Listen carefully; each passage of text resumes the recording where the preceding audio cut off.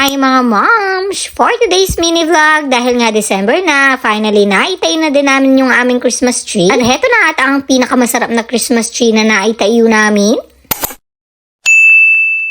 Bago yan, isi-share ko muna itong ipinamigay namin na loot bags nung nakaraan na birthday ni Milan. Kuromi giveaways ito para sa mga kids na ipinamigay ni Milan nung birthday niya. Para kapag if ever na gusto ng kids nyo na Kuromi yung theme ng birthday, ayan yung loot bags na pwede nyong ipamigay. Lahat ng mga ito ay in-order ko lang sa Shopee. Tig 30 pieces na loot bags yung in-order ko. At pagkatapos, umorder din ako nitong Kuromi party hat. Don't worry mga moms, lahat ng mga ito ay ilalagay ko yung link sa comment. Naku, excited pa mo itong bata dahil alam niya na mga Kuromi stuff itong ipamimigay niya. Next naman, hetong mga Kuromi na fan pen gel. Mga iba't ibang design ni Kuromi at mga iba't ibang kulay din. Pagkatapos, pamaypay yan na merong pen sa dulo. Buti na lang, sakto yung mga bilang na in-order ko at naubos naman yan nung birthday ni Milan. Pagkatapos, sa loob din ng loot bags, naglagay din ako ng mga gamis. At pagkatapos, meron din yung pang bubbles. At tigda dalawang laman ng pencil na Kuromi.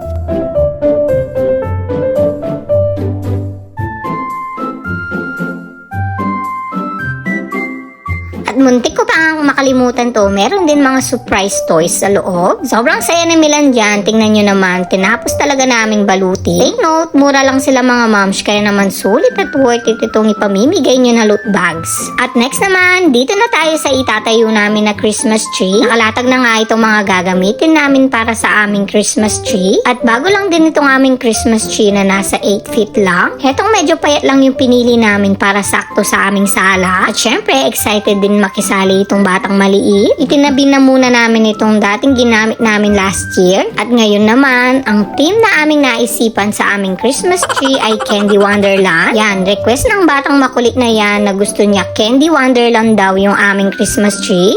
Inumpisa namin dito sa paggupit at paggawa ng mga ribbons. Hetong mga pan-design na ilalagay namin ay nabili din namin online. Meron kasi kami nakita sa mall na sobrang ganda na Candy Wonderland, kaso napakamahal. Syempre, para makatipid, naghanap-hanap na lang kami online. Bago namin ilagay itong mga pang-design, inilagay muna namin itong Christmas light. Sunod naman, hetong pink na bulaklak. Buti na lang andyan si Daddy na pwedeng mag-akyat-akyat sa paglagay nitong mga pang-design. Nagtingin-tingin lang din kami sa Pinterest kung paano gawin ang design na Candy Wonderland. Tingnan nyo naman, napakasipag ni Milan, tumutulong talaga. Pagkatapos naming isa-isang inilagay itong mga bulaklak, isinunod na naming inilagay itong mga balls. Yung mga ibang designs na ilalagay namin ay nabili din namin dito sa may harapan lang namin. Pero sure ko, itong mga balls na to meron din sa online. At ayan na nga, isa-isa na naming inilagay itong mga Christmas balls. Sobrang nag-e-enjoy kami sa paglalagay nito. Lalo naman si Milan, ayan, talaga namang nag-e-enjoy sa paglalagay. Next naman, itong mga ribbons na ginawa namin.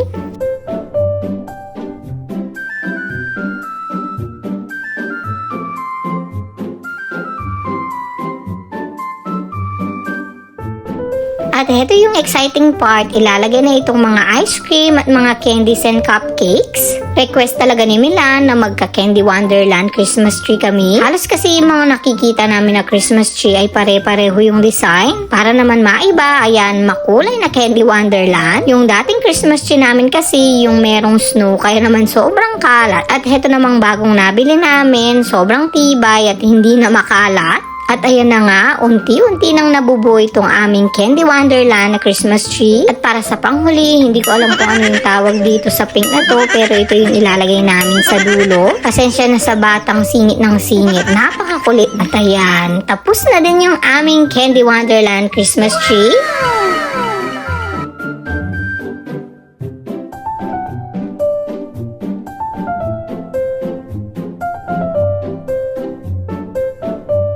Grabe, sobrang ganda nitong naitayo namin na Christmas tree. Iba talaga yung saya na naibibigay kapag meron kang Christmas tree sa bahay. Malapit na talaga yung Pasko, malapit na ang gastos. Charing.